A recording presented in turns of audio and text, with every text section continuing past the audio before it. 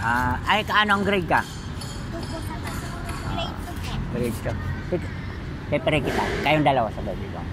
Sige.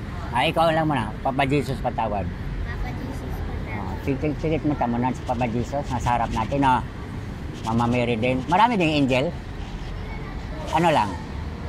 Silang dalawa lang po. Ikaw naman dalawa. Si Papa Jesus patawad. Sabi mo. Papa Jesus patawad. Sige mo naman. Na si Jesus sa harap natin na kasama ni Mama Mary. Pero maraming angel. Wala pa rin. Pero sa bukod na, pikit na tamo. Sa langit. Ang dami na. Puno. Pero dito wala. Pero nandito lang sa harap natin. Nandito lang yung sila Mama Mary at Jesus sa harap lang. God bless. Nakabit.